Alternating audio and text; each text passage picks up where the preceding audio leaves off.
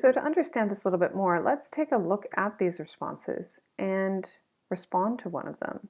So as you can see, Ahmed has responded, but we're still waiting on responses from Jen and Moody. You can look at the file that was submitted, in this case, just a screenshot, and you can respond. So if you've processed this information, you can put information that is presented back to Ahmed. Thank you for your prompt response. And you can even leave a little note that says, I've booked with the VIP car services to pick him up. Confirmation code 2345. Now we can update that here. And now I know that that task of handling this response has been processed on the 10th of August at 8:31. This is really helpful when you're working across team members. If this needs to be cleared, you can always clear the response, but remember that clears the entire response, including the information that has been given by Ahmed. So that's why there's a double check before you clear that.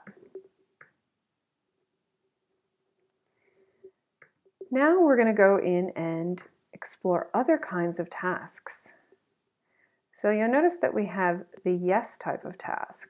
An example would be, do you need an airport transfer arranged?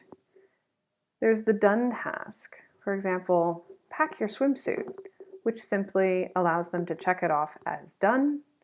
There's the custom options. For example, do you want a single supplement, extra $150, or do you want double occupancy? Now they will be able to choose between only these two options. If you need another option, you can add that here, or you can keep it to just two. So let's add that and see what it looks like. And the question here is, do you want your own room? So notice you can phrase these as statements or as questions. And in this case, I've chosen to make it a question, but you can also say, please tell me your room preference. So it just depends on the style of communication that you have.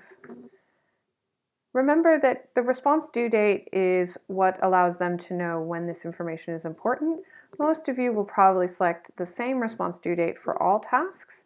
However, if there's something that's super urgent that needs to be done months in advance, then that allows it to sit at the top of the list and they will be reminded to complete it on time.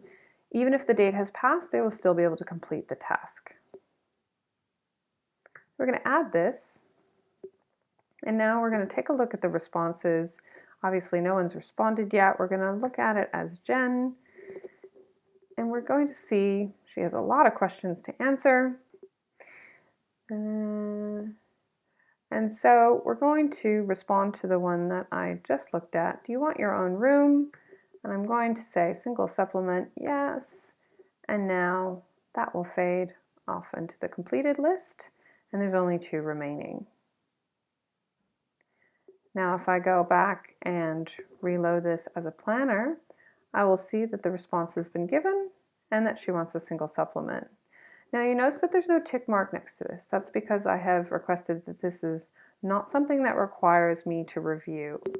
So if you did want to review the single supplement responses so that you can make a different booking, then you might want to change this from this type, which doesn't require a review, to the type that does require review.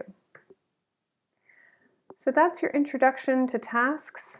There are a number of different types, and I encourage you to try them out and see which ones work for you.